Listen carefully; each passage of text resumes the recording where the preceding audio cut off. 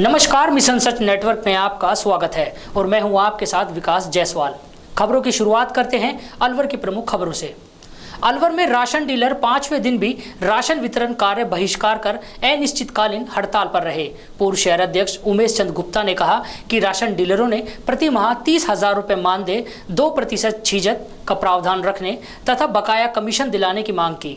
इन मांगों को लेकर रैली निकाल जिला कलेक्टर को मुख्यमंत्री के नाम ज्ञापन भी सौंपा गया, लेकिन 5 दिन होने को आए जिला प्रशासन या सरकार की ओर से वार्ता को लेकर कोई पहल नहीं की गई। डीलरों ने डोर स्टेप डिलीवरी का भी बहिष्कार कर दिया। राशन डीलरों की हड़ताल के चलते आम जनता को भी काफी समस्याओं का सामना करना पड़ रहा है। डीलरों ने स्पष्ट किया कि जब तक उनकी मांगे पूरी नहीं होती वे हड़ताल जारी रखेंगे।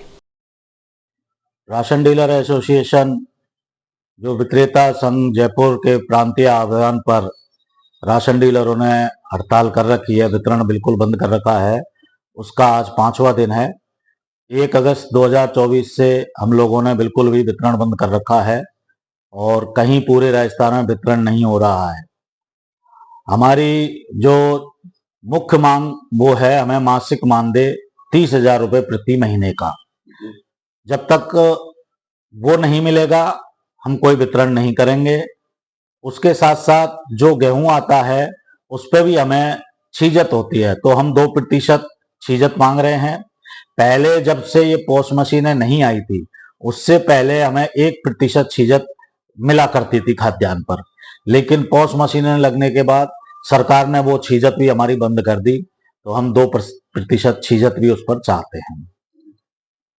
और अभी सरकार की तरफ से और कोई वार्ता का हमें वो नहीं है। जब तक कोई वार्ता नहीं होगी हम लोग आंदोलन करते रहेंगे, हड़ताल करते रहेंगे और प्रदेश नेतृत्व जो हमें आगे आदेश देगा उसी तरह से हम आगे कार्य करते हैं। अलवर की सेंट्रल जेल में कैदियों को नशीले पदार्थ और मोबाइल सप्लाई करने का चौंकाने वाला मामला सामने आया। जेल के सुरक्षा गार्ड्स ने जेल डिस्पेंसरी के लैब टेक्नीशियन मनीष यादव को कैदियों को सप्लाई करने के लिए लाए गए मोबाइल व नशीले पदार्थ के साथ पकड़ा। पुलिस को उसके पास से 3 मोबाइल, 64 ग्राम गांजा, 83 बीड़ी के बंडल, गुटखा व जर्दे की 10 पुड़िया और 4 कुंबेर तंबाकू के बंडल बरामद हुए। जेल प्रहरियों ने कोतवाली थाना पुलिस को बुलाकर आरोपी लैब टेक्नीशियन मनीष निवासी गढ़ी थाना मुंडावर को पुलिस के हवाले कर दिया। जेल की तरफ से एक रिपोर्ट कोतवाली थाने पर दर्ज कराई गई है कि उनके जो जेल के अंदर हॉस्पिटल डिस्पेंसरी है उसके अंदर एक लैब टेक्नीशियन मनीष यादव करके हैं। वो जब अंदर आया तो उसकी जो सर्च की गई उनके स्टाफ के द्वारा, जो सामान्य प्रक्रिया के तहत उसकी सर्च की गई, तो उसकी जेब में उसके पास से एक मोबाइल फ़ोन, कुछ चरस या गांजन की कोई मादक पदार्थ की 8 ग्राम की मात्रा तथा पीड़ियों के बंडल और जर्दे वगैरह की पुड़ियाँ मिली, जो जेल में ले जाना प्रतिबंधित होता है। तो इस आशय की उन्होंने NDPS एक्ट और प्रिजनर एक्ट के तहत FIR दर्ज कराई है, जिसकी तफ्तीश कोतवाल द्वारा की जा रही है। देश की आज़ादी की 77वीं वर्षगांठ पर होने वाले स्वतंत्रता दिवस समारोह को लेकर शहर के इंदिरा गांधी स्टेडियम में पीटी परेड की रिहर्सल पूरे उत्साह के साथ जारी है, जिसमें विभिन्न स्कूलों के बच्चे अपनी प्रस्तुतियों को बेहतर बनाने का प्रयास कर रहे हैं। शहर के इंदिरा गांधी स्टेडियम में होने वाले मुख्य समारोह के लिए विद्यार्थियों ने पीटी परेड का जमकर अभ्यास किया। उमस के बावजूद बच्चों का उत्साह देखते ही बन रहा था। महिला टीचर यशोदा महिपाल ने बताया, स्वतंत्रता दिवस पर आयोजित होने वाली पीटी परेड को लेकर बच्चों में उत्साह है। कार्यक्रम में जिले के 19 सरकारी व निजी स्कूलों के करीब 1000 बच्चे भाग लेंगे, जो पीटी परेड में अपना कौशल दिखाएंगे। ये हमारा स्वतंत्रता दिवस के लिए सभी बच्चों का, सभी विद्यालय जिसमें कि निजी और सरकारी दोनों आते हैं, लगभग 19 स्कूल है, इनका सामूहिक व्यायाम का प्रदर्शन होगा 15 तारीख को स्वतंत्रता दिवस के उपलक्ष्य में। और आज लगभग शनिवार से हुआ है, लेकिन विधिवत आज सोमवार से अधिकांश स्कूल आ चुके हैं और इसका ये रिहर्सल चल रहा है। एक सामूहिक पीटी कहते हैं जिसे, उसका ये प्रोग्राम हमारे बच्चों के द्वारा दिया जाए। लगभग कितने स्कूल भाग ले रही है? अभी आज लगभग 14 स्कूल यहाँ पर उपस्थित हुई हैं और 19 स्कूलों को हमने एनरोल किया है इसके लिए। और लगभग आज 700 से 800 बच्चे इस व्यायाम का प्रदर्शन कर रहे हैं, अभ्यास कर रहे हैं। पूर्व केंद्रीय मंत्री जितेंद्र सिंह ने फूलबाग में कार्यकर्ताओं से मुलाकात की। इस दौरान पत्रकारों से बातचीत में उन्होंने कहा कि सफाई कर्मियों की हड़ताल के बाद तो अलवर में भयावह हाल हो गए। ऐसे बुरे हाल पहले कभी नहीं थे, जबकि यहां से बीजेपी की ट्रिपल इंजन की सरकार है। स्टेट, सेंटर व निगम बोर्ड बीजेपी का है। केंद्र व राज्य में अलवर के दो मंत्री हैं, फिर भी नगर निगम कमीशनबाजी व भ्रष्टाचार का अड्डा बना बैठा है। इंदौर जैसा बनाने की बात करते हैं, लेकिन धरातल पर कोई काम नहीं करते। चंबल के पानी को अलवर लाने के लिए कांग्रेस सरकार ने बजट में घोषणा की, फिर डीपीआर पर काम शुरू कर दिया।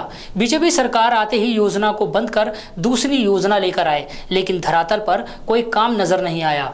अलवर जिला प्रमुख के अविश्वास प्रस्ताव के मामले में कहा कि अब सत्ता का डर दिखाया गया, यह उनका राजनीति का नया मॉडल है, जबकि पार्षद जिस नेता को नहीं चाह रहे उन पार्षदों को डरा धमका कर रोका गया।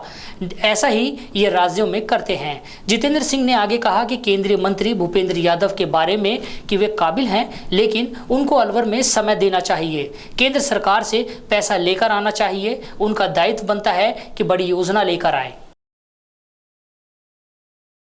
सिल्लीसेठ से जैसामंद के बहाव क्षेत्र के बीच चिन्हित अतिक्रमणों को हटाने की कार्रवाई मंगलवार को होगी। सोमवार को इस बहाव क्षेत्र में आने वाले अतिक्रमणों को चिन्हित कर मार्किंग करने का कार्य किया जा रहा है। इन अतिक्रमणों में 2 होटल भी शामिल है। जल संसाधन विभाग के एक्सएन संजय खत्री ने बताया कि सिल्लीसेठ से जैसामंद बांध के बीच बहाव क्षेत्र में 14 अतिक्रमण चिन्हित किए गए थे। इनमें 2 होटल भी शामिल है।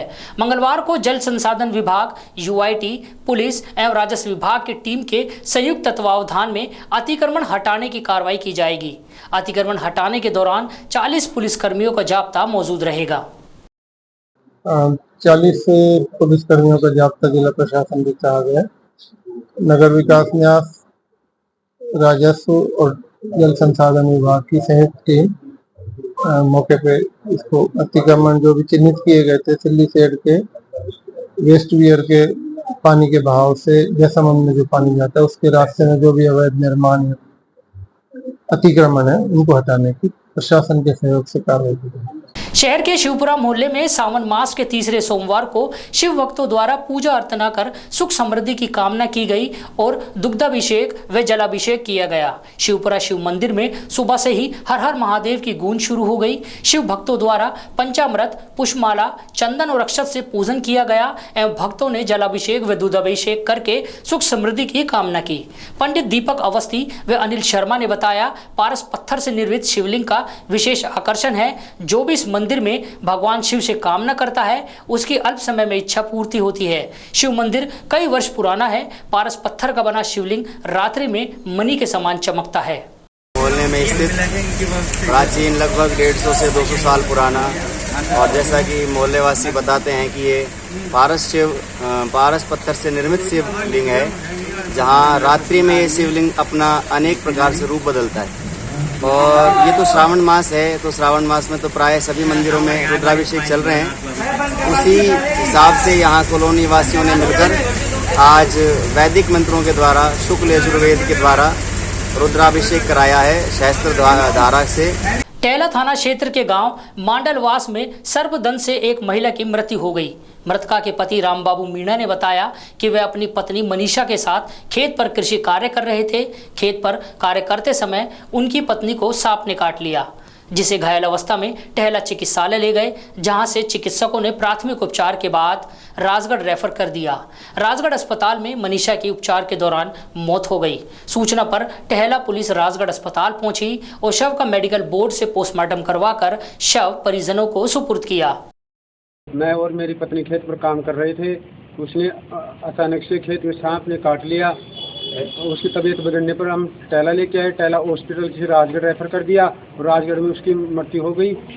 पुलिस और डॉक्टर उसका पोस्टमार्टम कर रहे हैं। अलवर के बगड़ तिराहा थाना अंतर्गत ग्राम नंगला बंजीरका में सरकारी जमीन को लेकर हुए विवाद में 2 पक्ष आमने सामने हो गए। विवाद के दौरान एक शख्स गंभीर रूप से घायल हो गया, जिसे अलवर के जिला अस्पताल में भर्ती कराया, जहां उसका इलाज जारी है। हकमुद्दीन ने बताया कि गांव के एजाज नाम के शख्स के परिवार ने 40 बीघा सरकारी जमीन पर कब्जा किया हुआ है और उनके परिवार के पास 2.5 बीघा सरकारी जमीन है। इसे लेकर दोनों परिवारों में पिछले 15 साल से विवाद चल रहा है। इसी 2.5 बीघा सरकारी जमीन पर कब्जे की नीयत से एजाज, वसीम, सूबा, इरफान, जरीना सहित कई लोगों ने घर आकर लाठी डंडों से उन पर हमला कर दिया, जिसमें परिवार की महिला व अन्य लोग घायल हो गए। सभी के सामान्य चोटें आई, लेकिन मारपीट में छोटे भाई मगरुद्दीन के ज्यादा चोटें आने पर उन्हें बगड़ तिराहा से अलवर के जिला अस्पताल में रेफर कर दिया, जहां मगरुद्दीन का इलाज जारी है। बात झगड़ा हुआ, मतलब जमीन है सरकारी और वह ज्यादा कब्जा कर बैठा हमसे, हम पे कम कब्जा है, तो मतलब हमारी 2.25 बीघा पर कब्जा हो रहा हमारा। तो वह हमारे पास हम हाथ 3 हमारी लड़की ही हल्की हल्की नन्ही मुन्नी और 2 हम भाइया, एक हाकमदीन एक मगरुद्दीन। मतलब वह शाम को 7 बजे जब शाम होने लगी, जब मतलब आए हैं मथुरा से 3 लोग ने हमारे पास बात धक्का मुक्की हुई, एकदम 3 लोग और आ गए, मतलब फिर मारपीट हुई, उसमें 2 लोग और आ गए हैं। वे 8 जने हैं और हम मतलब 5 जने हैं। 3 हमारी लड़की है और 2 हम भाई हैं। और 15 साल से वह बेहोश चल रहा है। 15 साल के बाद मतलब आज। अब चलते हैं जिले की ग्रामीण खबरों की ओर। राजगढ़ लॉयंस क्लब की ओर से वर्ष 2024-25 की नवीन कार्यकारिणी का शपथ ग्रहण व पदस्थापन समारोह टहला मार्ग स्थित निजी रिसोर्ट्स में संपन्न हुआ। शपथ ग्रहण अधिकारी अशोक ठाकुर ने लॉरेंस क्लब राजगढ़ की नवीन कार्यकारिणी के अध्यक्ष प्रदीप महावर, सचिव भूपेंद्र शर्मा एवं कोषाध्यक्ष रामनिवास मीणा सहित अन्य सदस्य एवं पदाधिकारी को शपथ दिलाकर परिवार ग्रहण करवाया।